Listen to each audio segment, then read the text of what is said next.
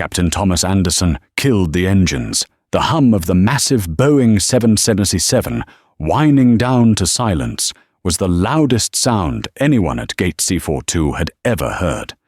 He wasn't pushing back, he wasn't taxiing, and he definitely wasn't taking off, not after what he had just witnessed from the cockpit window. "Ladies and gentlemen, this is your captain speaking."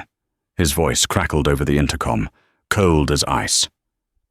"I've been flying for 30 years, and I have never seen a family treated like criminals for trying to board a flight they paid for. We are not going anywhere until the Jackson family is sitting in row 4, exactly where they belong." The gasps in the cabin were audible. The gate agent turned pale. This wasn't just a delay, it was a mutiny, and the secret that was about to come out would destroy more than just one person's career. It was going to burn the whole airline to the ground. The automated voice of Dallas-Fort Worth International Airport announced the arrival of Flight 294 to London Heathrow. But for Davies and Soraya Jackson, it sounded like a choir of angels. Davies adjusted the strap of his carry-on, glancing down at his 6-year-old son, Lucas, who was clutching a worn-out plush dinosaur. "You ready for the big bird, buddy?" Davies asked, his voice thick with the kind of excitement usually reserved for children. "Is it going to be bigger than our house?" Lucas asked, eyes wide. "Bigger," Soraya laughed, smoothing down the collar of Lucas's Sunday best shirt. "And we're going to be sitting right at the front. Remember what Daddy told you, the seats turn into beds." This wasn't just a vacation. This was the vacation. Davies, a structural engineer who had spent the last 10 years grinding in mid-level management, had finally sold a patent, a specialized joint mechanism for earthquake-resistant bridges. It wasn't buy a private island money, but it was pay off the mortgage and take your wife to Europe first class money. They had splurged $12,000 on 3 round-trip first-class tickets on Horizon Air, the country's premier carrier. They had checked in online, selected their meals, lobster thermidor for Davies, the vegan pasta for Soraya, and chicken nuggets for Lucas, and printed their boarding passes on thick, high-quality paper just to feel the weight of them. "I still can't believe it," Soraya whispered as they approached the chaotic swirl of Gate C42. "First class. I feel like an imposter, Dave." "You earned it just as much as I did," Davies said, squeezing her hand. 10 years of packing my lunch and driving that beat-up Honda? We belong there." The gate area was a zoo. It was peak holiday season, and the air was thick with tension, the smell of stale pretzels, and the collective anxiety of 300 people hoping for overhead bin space. But the Jacksons walked with a lighter step. They had priority boarding. They wouldn't have to fight for elbow room. They approached the dedicated lane for first and business class passengers. The carpet here was actually red. A psychological trick, maybe, but it worked. It made you feel special. Behind the podium stood a woman who looked like she had been carved out of granite.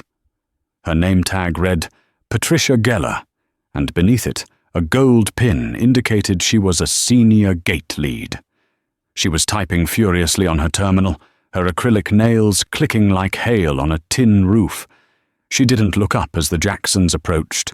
Davies cleared his throat politely. "Good evening. We're checking in for first class."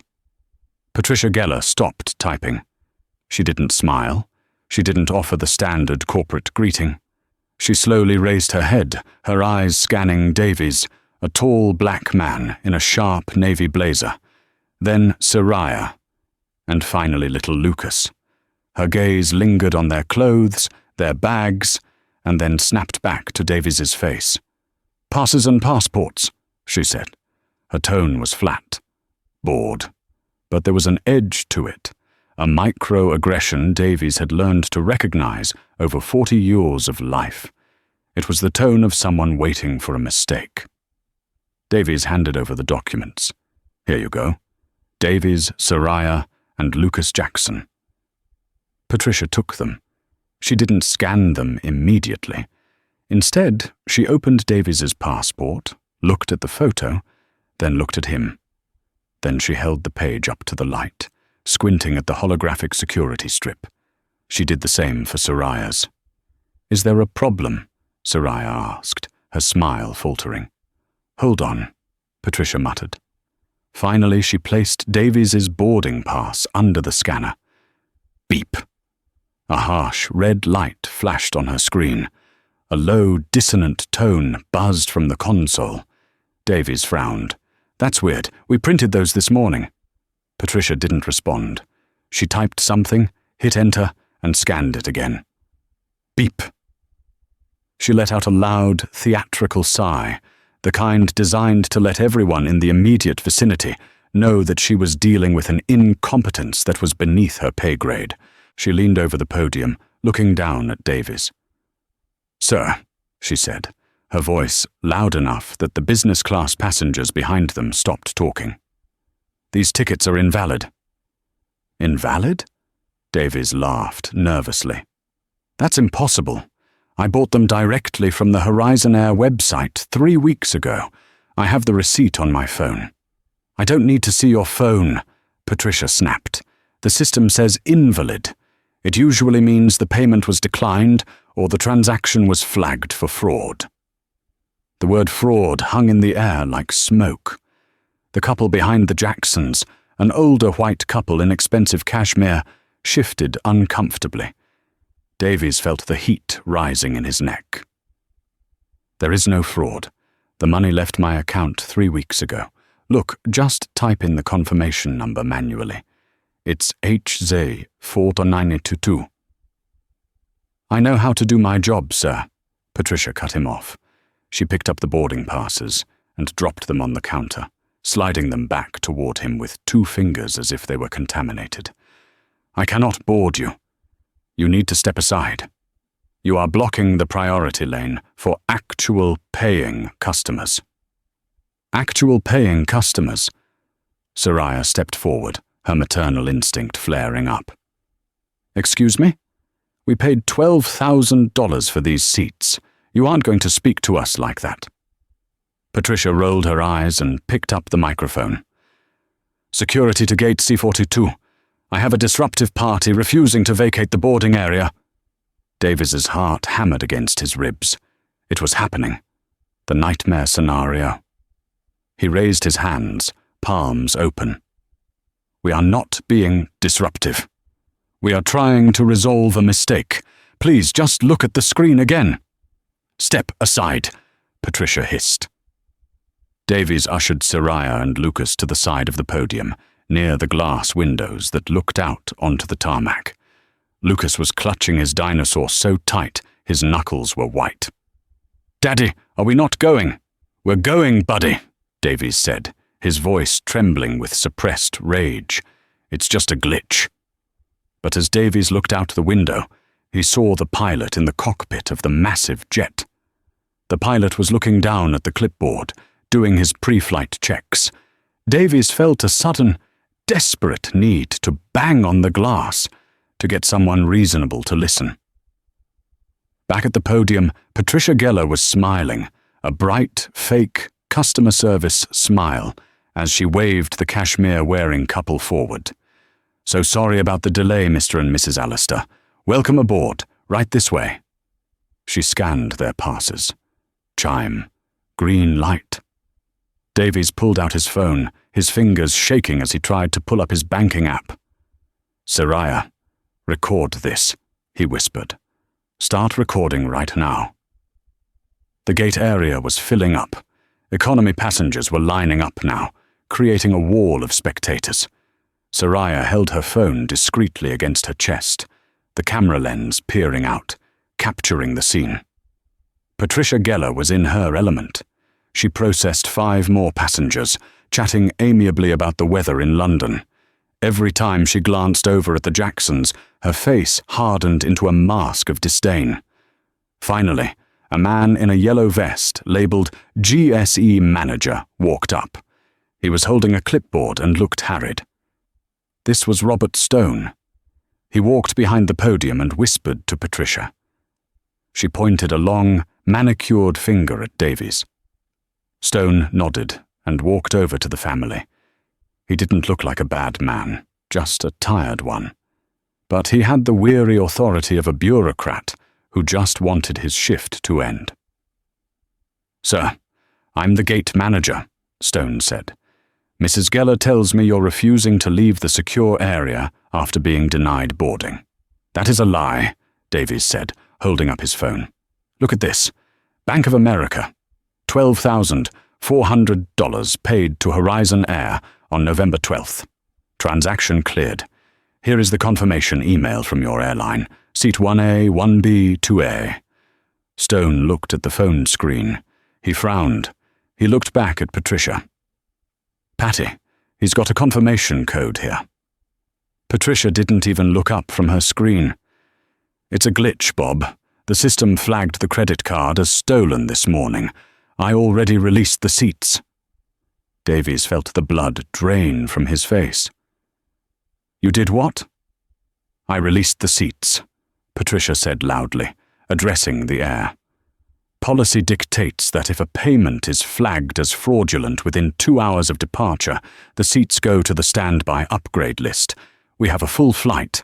I can't fly with empty first-class seats." "You sold our seats," Soraya cried out. "We are standing right here." "You aren't passengers," Patricia spat. "You are suspects, and if you don't lower your voice, you'll be on the no-fly list." "Bob, look at this!" Davies shoved the phone in Stone's face. "Does this look like a stolen card? It's my name, Davies Jackson. Matches my passport." Stone looked conflicted. He scratched the back of his neck. "Patty, maybe we should call corporate, if he has the receipt." "Bob!" Patricia slammed her hand on the counter. The sound echoed through the gate. Silence fell over the crowd. "I have 20 years of experience. I know a fake confirmation when I see one. These people are trying to scam a free ride. Are you going to back me up, or do I have to file a report about you undermining security protocols?" Stone stiffened. He looked at Davies, his eyes apologetic but resigned. He wasn't going to fight her. She had seniority, and she was clearly terrifying to work with. "Sir," Stone said, his voice hardening, "you need to leave the gate area. You can take this up with customer service at the main terminal ticket counter. But you cannot board this flight." "This is illegal," Davies said, his voice breaking. "You are denying us boarding based on a lie. Is it because we're black? Is that it? Because the couple before us didn't get scrutinized like this?" "Sir, don't play the race card," Patricia shouted. "That is harassment. Security." 2 TSA officers and a local airport police officer were already walking down the concourse. They had seen the commotion. "Daddy, I'm scared," Lucas whimpered. He dropped his dinosaur. Davies knelt down to pick it up, but the police officer, a burly man named Officer Miller, put a hand on his holster. "Sir, stand up! Hands where I can see them!" "I'm picking up my son's toy," Davies yelled, the humiliation burning him like acid. He slowly stood up, holding the plush T-Rex. "We have done nothing wrong." "You're trespassing," Patricia said smugly. "I've voided their tickets. They have no business here." Officer Miller stepped into Davies's personal space. "Sir, grab your bags. You're coming with us. If you resist, you will be handcuffed in front of your child." Soraya was crying now, silent tears streaming down her face as she kept the camera focused on Patricia. "You are evil," she whispered. "You are absolutely evil." "Have a nice day," Patricia said, turning her back on them to pick up the microphone. "Now boarding Group 1. Group 1 only." The injustice was physical. It felt like a blow to the stomach. Davies looked at the boarding tunnel. The plane was right there. His dream vacation was right there. As the police began to shepherd them away, pushed back against the flow of incoming passengers, Davies saw a man in a suit running toward the gate desk. He looked out of breath. He was carrying a briefcase. "Am I too late?" the man asked Patricia. Patricia's face transformed. It melted into a look of pure, sycophantic adoration. "Oh, Mr. Sterling. No, not at all. We held the seats for you. We actually had a cancellation. Just now. 1A and 1B are all yours, and we have the bulkhead for your assistant." Davies stopped dead in his tracks. He planted his feet. "Did you hear that?" Davies shouted to Officer Miller. "Did you hear that? She gave our seats to him. She knew he was coming. It wasn't fraud. She bumped us for a VIP. Officer Miller pushed Davies forward. "Keep moving, sir." "No!" Davies screamed. "That's my seat. She lied to the police. She filed a false report." The crowd was rumbling now. A young woman with blue hair, holding an economy ticket, stepped out of line. "I heard it too," she shouted. "She just gave their seats away. That's messed up." "Back in line," Patricia barked.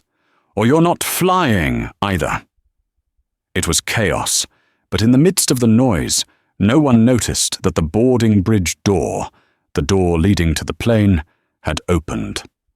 Standing there, wearing a hat with gold scrambling on the brim and 4 stripes on his shoulder epaulets, was Captain Thomas Anderson.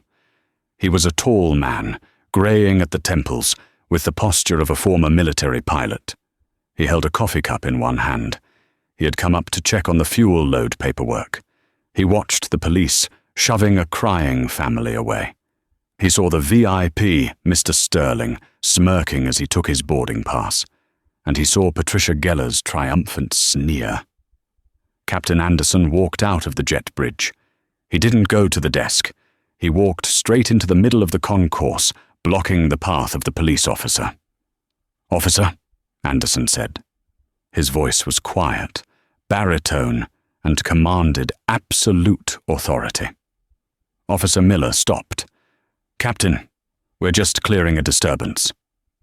"The only disturbance I see," Anderson said, looking directly at Patricia Geller, "is my ground staff lying to federal officers." Patricia froze. The color drained from her face faster than water from a cracked tub. "Captain Anderson," she stammered, "we have a security issue. These passengers—" "I've been listening on the comms, Patricia," Anderson lied.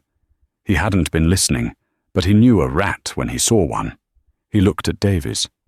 "Sir, let me see your phone."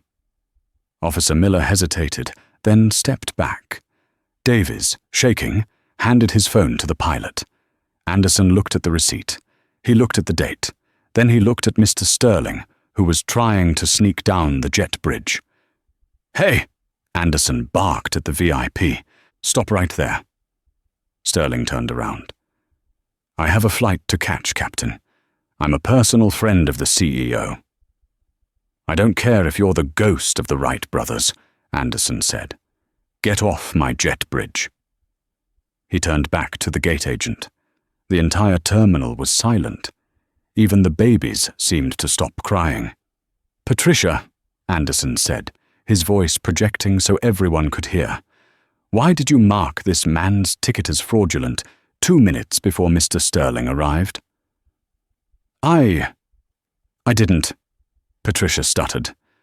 The system doesn't lie," Anderson said, "but people do. And I'm not flying this plane until I find out which one it is." He pulled out his radio. "Tower, this is Horizon 294. Cancel our pushback clearance. We have a situation at the gate. Tell the ground crew to kill the tug. We aren't going anywhere." The silence in gate C42 was heavy, a physical weight that pressed down on everyone present. It was the kind of silence usually reserved for courtrooms right before a verdict is read. Captain Thomas Anderson stood like a monolith between the police officers and the jet bridge. He hadn't raised his voice, but his presence filled the space. He took a slow sip of his coffee, his eyes never leaving Patricia Geller. "I'm waiting, Patricia," Anderson said calmly. "Why did you override a paid first-class fare for a standby passenger. Patricia's mouth opened and closed like a fish on a dock. Captain, I don't report to you. I report to station management. And you are delaying this flight. That is a federal offense. You are interfering with ground operations. And you are interfering with my moral compass, Anderson shot back. He turned to the police officer. Officer Miller, release this man. Now. Miller looked from the captain to the gate agent. The hierarchy of authority was blurring. Technically, on the ground, the police had jurisdiction. But in the aviation world, the captain is God. If the captain says the plane doesn't move, the plane doesn't move. And if the plane doesn't move, nobody's going to London. Sir, Miller said to Davies, stepping back and lowering his hand from Davies's arm, stay put. We're going to sort this out. Sort this out? Richard Sterling, the man in the expensive suit who had stolen the seats, scoffed. He walked back up the jet bridge, his face flushed with indignation. He checked his Rolex, a gold submariner that probably cost more than Davies's car. Captain, this is ridiculous. I have a meeting with the Minister of Finance in London in 10 hours. If you don't get in that cockpit and fly this plane, I will personally ensure you never fly a kite again, let alone a Boeing 777. Anderson looked at Sterling with the mild curiosity one might show a bug on a windshield. Mr. Sterling, is it? You seem to be under the impression that I work for you. I work for the safety and integrity of this aircraft. And right now, the integrity of this flight has been compromised by theft. Theft? Sterling laughed, a harsh barking sound. I paid for an upgrade. No, Anderson said, pointing a finger at Davies. He paid. You just showed up. And because you have a platinum card and probably bought Patricia here a nice Christmas gift last year, she decided to play Robin Hood in reverse, rob from the poor, or simply the people she doesn't respect, and give to the rich. This is preposterous, Patricia shrieked. She was typing furiously on her computer again. I am calling the station manager. I am calling security control. I want this pilot removed for erratic behavior. Go ahead, Anderson said. He walked over to the podium, leaned over, and picked up the PA microphone. Patricia tried to grab it. You can't touch that. Anderson gently but firmly blocked her hand. He clicked the button. His voice boomed through the entire terminal, not just the gate area. Ladies and gentlemen, this is Captain Anderson from Flight 294. We are currently in a holding pattern at the gate. We have a situation where a family of 3 has been defrauded of their tickets by our gate staff to make room for a VIP. I am refusing to fly this aircraft until the Jackson family is reinstated to their rightful seats. If you are angry about the delay, I suggest you direct your frustration toward the podium, not the cockpit. Thank you for your patience. The terminal erupted. People who were just walking by stopped to listen. The passengers for Flight 294, who had been grumbling about the wait, suddenly turned their animosity toward Patricia and Sterling. That's right, shouted the woman with blue hair, who was still recording on her phone.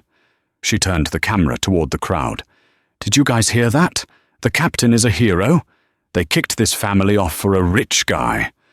Let them board, a man in the back chanted. Let them board. Let them board. The chant started low but grew quickly. It was the sound of mob justice finding a target. Patricia was shaking. She picked up the phone, her hands trembling so badly she dropped the receiver twice. Get me ops! Get me the director! Now! It's an emergency! Davies Jackson stood there, clutching his son's hand, tears stinging his eyes. He had spent his whole life keeping his head down, following the rules, trying not to make waves. He had expected to be crushed today. He had expected to go home and tell his son that the world just wasn't fair.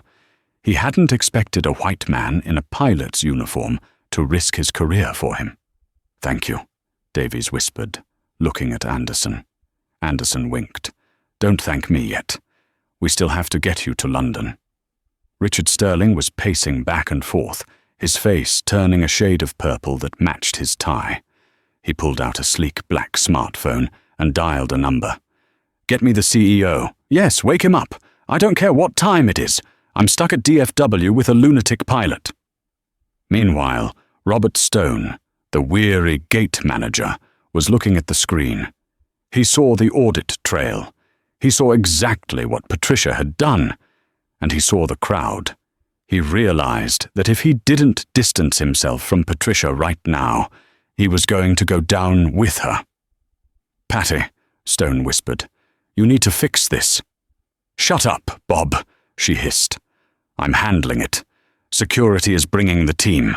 They'll drag the captain off, put a reserve pilot in, and we'll be gone in an hour.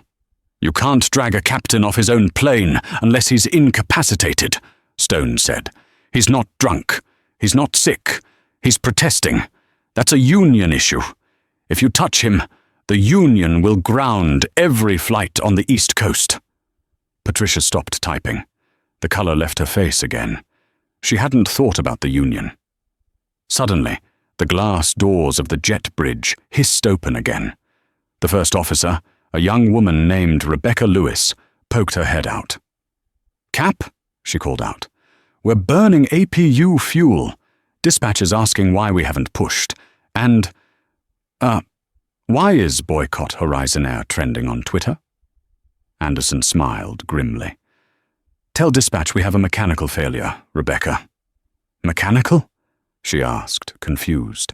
"Everything is green across the board." Anderson tapped his chest, right over his heart. "It's a failure of the heart, Rebecca. The airline's heart isn't working. We can't fly without it." Rebecca looked at the family.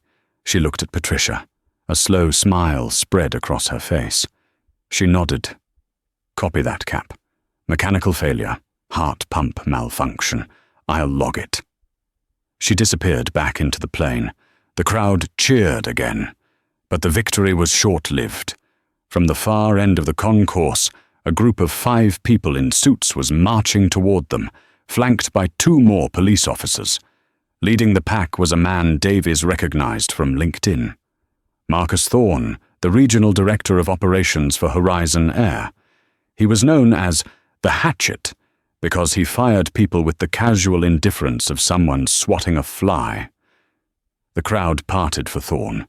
He walked straight up to the podium, ignoring Davies, ignoring the police, and looking straight at Patricia. "Report," Thorne barked. Patricia straightened up, sensing her salvation. "Mr. Thorne, thank God. Captain Anderson has mutinied. He is refusing to fly. He is making false accusations over the PA system. He is inciting a riot." Thorne turned his cold, shark-like eyes to Anderson. "Is this true, Tom?" "I am refusing to fly an aircraft that is knowingly transporting stolen goods," Anderson said calmly. "Stolen goods?" Thorne raised an eyebrow. "These seats," Anderson pointed to the boarding pass in Sterling's hand. "They belong to the Jackson family. Patricia Geller manually defrauded their transaction to accommodate Mr. Sterling here. That is theft. It is a violation of the contract of carriage, and it is a violation of federal laws regarding discriminatory practices in air travel." Thorne looked at Sterling. "Richard, good to see you." "Marcus," Sterling nodded, relaxing instantly.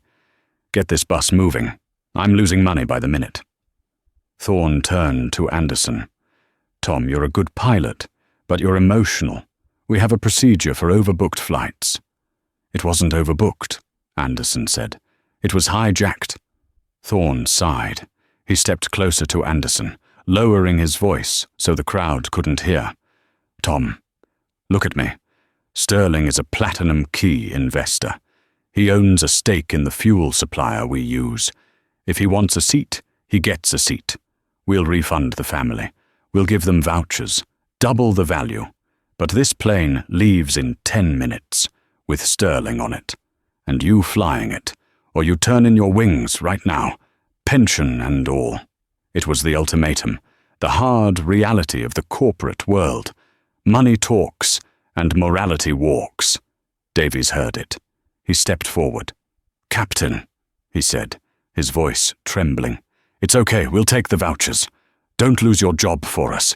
Please, it's not worth it." Soraya grabbed Davies's arm. "Dave, it's not worth it," Davies repeated, looking at Anderson with profound gratitude and sadness. "You've done enough. You showed them. That's enough." Anderson looked at Davies. He looked at the little boy, Lucas, holding his dinosaur. He looked at the fear in their eyes, the learned fear of people who know that the system is designed to crush them if they fight too hard. Then Anderson looked at Thorne. "You know, Marcus," Anderson said, his voice loud enough for the camera phones to pick up. "I've got 3 months until mandatory retirement. My pension is fully vested. My house is paid off. And my wife left me 6 years ago because I worked too much." He took off his hat.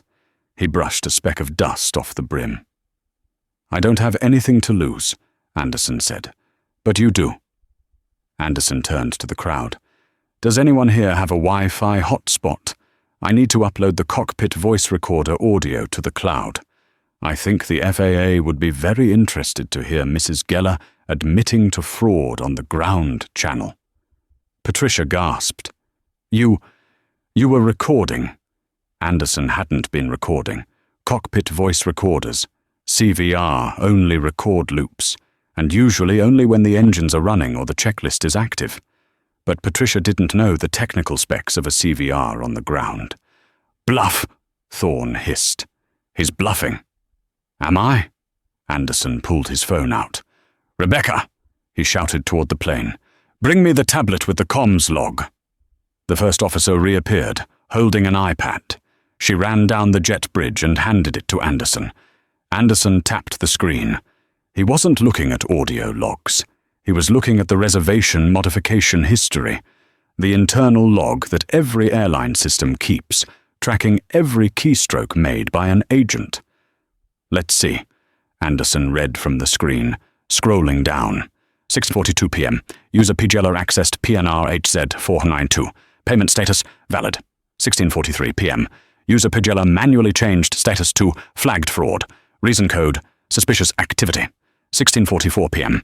User Pagella released seats 1A, 1B, 2A. 16:45 p.m. User Pagella assigned seats to passenger Sterling Richard. Override code VIP rec. The silence returned, but this time it was the silence of a trap snapping shut. Anderson turned the iPad around so Thorne could see it. "There is no credit card glitch, Marcus," Anderson said. "There is no bank error. She manually flagged a valid payment as fraud because she saw Mr. Sterling coming down the hall. That is wire fraud. It crossed state lines. It's a felony." Anderson looked at Patricia. "And since you used the airline's computer system to do it, it's also computer tampering." Patricia Geller slumped against the podium. The granite woman was crumbling into dust. Sterling looked at the iPad, then at Thorne. "Marcus, fix this." Thorne looked at the log. He looked at the hundreds of phones recording him. He looked at the police officers, whose body language had shifted. They were no longer guarding the gate. They were watching the crime scene. Thorne was a shark, and sharks know when to cut bait. "Patricia," Thorne said, his voice devoid of warmth. "Is this accurate?" Mr. Thorne, we always prioritize." "Did you falsify a payment record?" Thorne demanded, his voice rising. "I did it for the airline," Patricia cried. "Mr. Sterling is a VIP." "You committed a felony," Thorne said, stepping back from her as if she were contagious. "And you implicated the airline in a discrimination suit." Thorne turned to the police officer. "Officer, I would like to file a complaint against this employee for unauthorized use of company property and fraud." Patricia's jaw dropped. "Marcus, you told us last week to prioritize high-value clients at all costs." Not by breaking the law, Thorne lied smoothly. He turned to Sterling. Richard, I'm afraid I can't let you fly on those tickets. They are proceeds of a crime. You'll have to wait for the next flight. You have got to be kidding me, Sterling roared. I will buy this airline and fire you. You can try, Anderson interjected. But right now, you're holding a stolen boarding pass. Officer Miller? Officer Miller stepped forward. He looked at Sterling. Sir, I'm going to need you to hand over that pass and step out of the secure area. You are currently in possession of stolen property. The crowd erupted. It was a roar of vindication. Lucas clapped his hands, not fully understanding, but knowing the bad man was losing. Sterling threw the boarding pass on the floor. This is a joke, a bad joke. He stormed off, pushing through the crowd, shielding his face from the cameras. Thorne turned to Davies and Soraya. He put on his best corporate smile. Mr. and Mrs. Jackson, on behalf of Horizon Air, I am deeply shocked by the rogue actions of this employee. We would like to reinstate your tickets immediately, and of course, refund the cost of your flight entirely. Consider it a gesture of goodwill. Davies looked at Thorne. He knew exactly what Thorne was doing, saving his own skin. But Davies didn't care about Thorne. He cared about his dignity, and he cared about the man standing next to him. Davies turned to Captain Anderson. He extended his hand. Captain, Davies said, we'll fly. But only if you're flying us. Anderson gripped Davies's hand. It would be my honor, sir. The flight to London was smooth, but the turbulence on the ground was just beginning. While the Jackson family slept in lie-flat seats in row 1, sipping champagne and eating warm cookies, the video of the incident at Gate C-42 was racking up millions of views. By the time Flight 294 touched down at Heathrow, the hashtag #Captain Anderson was trending worldwide, right alongside #Boycott Horizon Air. But the story wasn't over. The karma that was coming for Patricia Geller and Richard Sterling was about to hit with the force of a freight train. 2 days later, back in Dallas, the internal investigation began. Horizon Air's headquarters was a glass tower of anxiety. The PR department was in meltdown mode. But the real action was happening in the HR tribunal room on the 40th floor. Patricia Geller sat at a long metal table. She looked smaller without her podium. She wasn't wearing her uniform. Beside her was a union representative who looked like he'd rather be anywhere else. Across the table sat the Vice President of Human Resources, a serious woman named Veronica Sharp, and the Chief Legal Officer. Ms. Geller, Sharp began, sliding a thick file across the table. We have reviewed the logs. We have reviewed the security footage. We have reviewed the witness statements from the police and Captain Anderson. I was doing my job, Patricia said, her voice shrill. I was maximizing revenue. Sterling spends 50 grand a year with us. That family? They bought discount first-class tickets on a promo code. It's business. It's fraud, Sharp corrected. But that's not why we are here today. We dug a little deeper, Patricia. Sharp opened a second file. After the incident went viral, we received 42 emails from other passengers. Passengers who missed flights, lost seats, or were downgraded at Gate C-402 over the last 5 years. Patricia swallowed hard. We audited your terminal history, Sharp continued. It seems this wasn't a one-time event. We found a pattern, specifically a pattern of technical glitches affecting passengers with ethnic-sounding names or those traveling on discounted fares, coincidentally happening right when a Platinum member needed a seat. Sharp projected a spreadsheet onto the wall monitor. It was a sea of red. 38 times, Sharp said. 38 times you manually overrode a valid ticket, claimed a payment error, and resold the seat to a business traveler. In 12 of those cases, you accepted tips, gift cards, cash, vouchers, from the travelers you bumped up. That's standard practice, Patricia stammered. Tips for good service. It's bribery, the legal officer said. And it's grand larceny. You were stealing seats and selling them for kickbacks. The union rep closed his notebook. Patricia, I can't defend this. The union doesn't protect criminal activity. You can't fire me, Patricia screamed. I know where the bodies are buried. Thorne knew. Thorne told us to be aggressive. Mr. Thorne has been placed on administrative leave pending an investigation, Sharp said coldly. But you? You are terminated effective immediately, and we are turning this file over to the district attorney. They are very interested in the wire fraud aspect. Patricia stood up, knocking her chair over. I gave my life to this airline. And you took the dignity of our passengers, Sharp said. Please hand over your badge. Security escorted Patricia out of the building. As she walked out the front doors, carrying a cardboard box with her personal items, a news van was waiting. The reporter shoved a microphone in her face. Ms. Geller, is it true you targeted minority families? Do you have a comment on the Jackson family?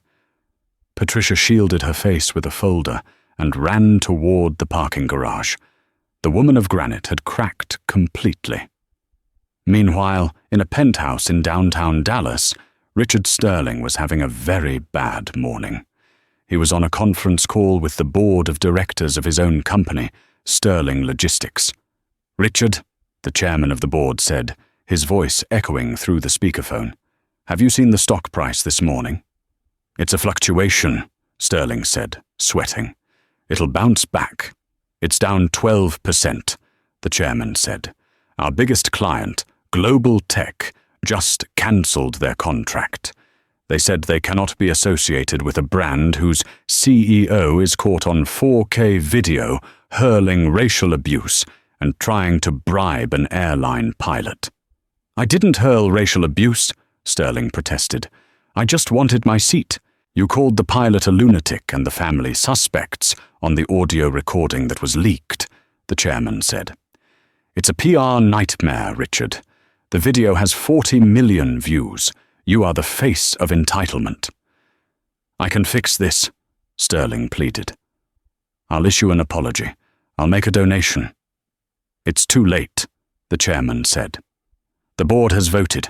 We are triggering the morality clause in your contract. You are out as CEO, effective immediately.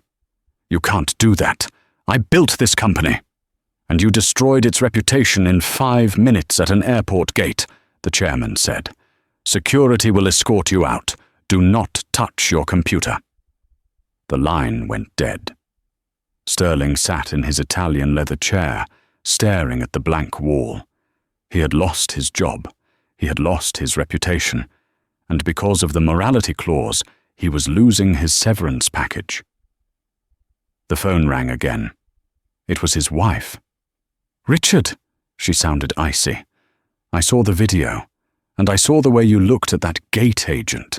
The internet is saying you two had a history. Is that why you were flying to London? Was she supposed to meet you there next week? Honey, no, that's crazy internet rumors. My lawyer will be in touch, she said. Click. The karma wasn't just hitting back. It was nuking the site from orbit. Back in London, the Jacksons were oblivious to the carnage back home. They were sitting in a park near Buckingham Palace. Lucas was chasing pigeons. Davies and Soraya were eating ice cream. Davies's phone buzzed. It was an email from Horizon Air. Dear Mr. Jackson, we sincerely apologize for the events at DFW. As a token of our regret, and to thank you for your patience, we have refunded your tickets in full, $12,400. Additionally, we have credited your account with lifetime platinum status and 1,000 frequent flyer miles. Furthermore, Captain Anderson has requested that we inform you that he will be piloting your return flight personally. He looks forward to seeing you. Davies handed the phone to Soraya. She read it and smiled, tears welling up again. "We won, Dave," she said. "Yeah," Davies said, watching his son run free in the sunshine. "We did, but only because one man decided to stop the engine." The wheels of justice turn slowly, but the wheels of the internet spin at the speed of light. While Davies and Soraya were navigating the London Underground back in the United States, the fallout from Gate C402 had mutated into a full-blown cultural phenomenon. It wasn't just a story about a plane ticket anymore. It became a symbol of everything wrong with the corporate machine, the entitlement of the wealthy, the invisibility of the working class, and the systemic bias that Patricia Geller had weaponized for years. The district attorney of Dallas County, Evelyn Price, was not a woman to miss a political layup. With the evidence Captain Anderson had provided, specifically the timestamps showing the deliberate falsification of federal aviation records, she announced a press conference on the steps of the courthouse. "We are charging Patricia Geller with 4 counts of wire fraud, 1 count of computer tampering in the first degree, and 1 count of filing a false police report," Price announced to a sea of microphones. "Furthermore, we are investigating Mr. Richard Sterling for conspiracy to commit fraud and bribery of a corporate official." The official in question was Patricia. The investigation revealed that over the last 3 years, Sterling had transferred consulting fees to a shell account owned by Patricia's husband. It was a kickback scheme. Sterling got guaranteed upgrades and waivers on baggage fees for his entire logistics fleet, and Patricia got a nice side income. The courtroom drama that followed was televised. Patricia, now out on bail and looking haggard, tried to plead ignorance. Her lawyer argued that she was under immense pressure from Horizon Air Management to prioritize high-value assets like Sterling. Then came the star witness. It wasn't Captain Anderson. It was Marcus Thorne. In a twist that shocked the gallery, Horizon Air had cut a deal to save the airline from a federal discrimination lawsuit that could cost them billions. They threw Thorne to the wolves. He was fired without severance and subpoenaed to testify. On the stand, Thorne looked like a deflated balloon. The arrogance was gone. "Did you instruct Miss Geller to remove the Jackson family?" the prosecutor asked. "Not specifically," Thorne mumbled. "But the culture I enforced, the metrics I set, they encouraged aggressive revenue protection. If a VIP wanted a seat, the agents knew they had to make it happen or their performance review would suffer. So you created a system where fraud was the only way to succeed?" I suppose you could say that. The jury didn't need long. Patricia Geller was found guilty on all counts. The judge, clearly disgusted by the abuse of power, sentenced her to 5 years in federal prison. The woman who had wielded her gate podium like a throne would now be told when to eat, sleep, and sit for the next half-decade. But the public humiliation of Richard Sterling was even more visceral. Sterling, having been ousted from his company and facing his own legal battles, tried to flee the scrutiny. He put his Dallas penthouse on the market and booked a flight to the Cayman Islands, hoping to hide out until the heat died down. He arrived at DFW Airport, wearing sunglasses and a hoodie, trying to be incognito. He went to the check-in counter of a different airline, Oceanic Airways. He handed over his passport. The young agent behind the counter typed in his name. Her eyes went wide. She looked at him, then at the screen, then back at him. "Mr. Sterling?" she asked, her voice carrying. "Shh. Yes, just check me in," he whispered. "I'm sorry, sir," she said, loud enough for the line to hear. "I can't check you in. You've been placed on the national no-fly list pending your bribery trial. And, well, our airline has also internally blacklisted you. We don't serve passengers who abuse ground staff." Sterling froze. "You can't do this. I have rights. I need to leave." "You can take a bus," a voice called out from the queue. Sterling turned to see a crowd of people recognizing him. Phones came out. The flashes started. "Hey, it's the VIP!" someone shouted. "Where's your private jet now, Richie?" Sterling abandoned his luggage and ran out of the terminal, pursued by the paparazzi. The video of him fleeing, tripping over a curb, and losing his sunglasses went viral within the hour. The man who thought he owned the sky was now grounded, permanently. Back in London, Davies saw the news on a TV in a pub. He watched Sterling running away. He took a sip of his Guinness, a small, satisfied smile playing on his lips. "Karma," he whispered. "It doesn't miss." While the villains were meeting their fate, Captain Thomas Anderson was facing a different kind of storm. Inside Horizon Air, the atmosphere was toxic. While the public hailed him as a hero, the Captain America of the skies, middle management viewed him as a traitor. He had exposed the company's dirty laundry. He had embarrassed the executives. He was called into a meeting with the new interim CEO, Jessica Vance, a woman brought in to clean up the PR mess. "Captain Anderson," Vance said, sitting in a stark, modern office, "we appreciate your integrity. The public loves you. Ticket sales are actually up 3% because people think we're the ethical airline now." "I'm glad to hear it," Anderson said, his face impassive. "However," Vance continued, "you violated 7 different operational protocols. You refused a direct order from a regional director. You utilized the PA system for unauthorized announcements. In a normal world, I would fire you. But this isn't a normal world, is it?" Anderson leaned back. "If you fire me, the stock tanks, the union strikes, and you lose your ethical branding." Vance sighed. She knew he was right. "So, here is the offer.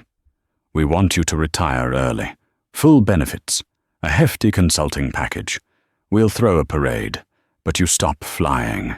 We need the cowboy pilot out of the cockpit before you decide to ground another plane for a moral crusade." Anderson looked out the window at the tarmac, watching the planes line up for takeoff. He had spent 40 years in the sky. He loved the thrust of the engines, the view from 35,000 feet, the responsibility of bringing souls safely to their destination. "I'll retire," Anderson said, "on one condition. Name it. I fly the Jacksons home. That's my last flight. After that, you can have my wings."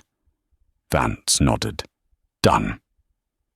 The news of Captain Anderson's final flight spread through the aviation community. It wasn't just a flight, it was a pilgrimage. Ground crews at Heathrow were fighting for the shift to service Flight 295 back to Dallas. Other pilots were requesting the jump seat just to shake his hand. On the day of the return flight, the mood at Heathrow Terminal 5 was electric. When Davies, Soraya, and Lucas arrived at the gate, they weren't met with suspicion. They were met with a red carpet, literally. The Heathrow ground staff had rolled out a small section of red carpet leading to the jet bridge.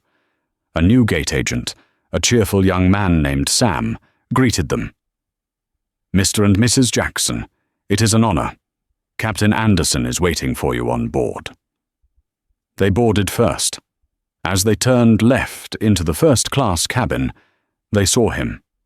Captain Anderson was standing by the cockpit door. He looked sharper than ever, his uniform pressed to perfection, but his eyes were warm. "Welcome back," Anderson said. Lucas ran forward. "Captain Tom." Anderson knelt down, ignoring the stiffness in his knees. "Hey there, co-pilot. Did you keep your dinosaur safe?" "Yeah, he saw the Queen." Lucas beamed. Anderson laughed. He stood up and shook Davies's hand. "Ready to go home?" "Ready," Davies said. "Thank you for everything." "Don't mention it," Anderson said. "Today is a good day for flying." As the passengers boarded, a strange thing happened. Usually, people walk past the cockpit without looking. Today, every single passenger stopped. "Thank you, Captain," an old lady said. "Good job, man," a teenager in a hoodie said, fist-bumping him. "You did the right thing," a businessman said. Anderson nodded to each of them, humbled. He realized that he hadn't just saved a family's vacation. He had restored a little bit of faith in the idea that someone, somewhere, was looking out for the little guy. He climbed into the left seat, put on his headset, and keyed the mic. "Ladies and gentlemen, this is your captain speaking. This is a special flight for me. It's my last one, and I'm proud to be sharing it with the Jackson family in row 1. We're expecting smooth air all the way to Dallas. Let's go home." As Flight 295 began its descent toward Dallas-Fort Worth, the radio crackled to life. "Horizon 295, this is DFW Tower. Captain Anderson, the airport authority has granted a special request. You are cleared for a low-pass flyby of the tower before entering the pattern." It was a rare honor, usually reserved for military jets or retiring legends. Anderson's voice cracked slightly. "Copy that, Tower. Honored." He banked the massive 777, bringing it down to 1,000 feet. Passengers pressed their faces against the windows, watching the airport rush by below. They could see the fire trucks lining the taxiway, water cannons ready. Anderson touched the bird down so softly it felt like a sigh. As they taxied, 2 massive arcs of water created a rainbow over the fuselage, a traditional water salute. Inside the cabin, the applause began in economy and rolled forward like a wave. It was a standing ovation. When the doors opened, Anderson didn't leave. He waited by the cockpit. Davies, Soraya, and Lucas approached, the last to disembark. Davies reached into his pocket and pulled out a small box from London. "Captain," Davies said. "My son picked this out." Anderson opened it. Inside was a silver compass, engraved on the back, "True North, the Jackson family." Anderson blinked back tears. "I'll treasure this." They walked out of the jet bridge to a gate area, packed not with angry travelers, but with supporters holding signs. "Justice for the Jacksons." Standing awkwardly near the back was Officer Miller, the policeman who had almost arrested Davies days earlier. He stepped forward, hat in hand. "Mr. Jackson," Miller said, looking at his feet. "I was wrong. I listened to the wrong person. I should have asked questions first. I'm sorry." Davies looked at the officer and saw a man trying to be better. He extended his hand. "Apology accepted." As they headed toward baggage claim, the airport televisions were flashing a new headline. "Horizon Air announces Jackson Anderson rule. Bans removal of seated passengers for VIPs." The nightmare had forced the industry to change. They stepped out into the Texas heat, the ordeal finally over. "Dad," Lucas asked as they loaded their bags into the car, "I don't want to be an engineer anymore." "Oh?" Davies smiled, starting the engine.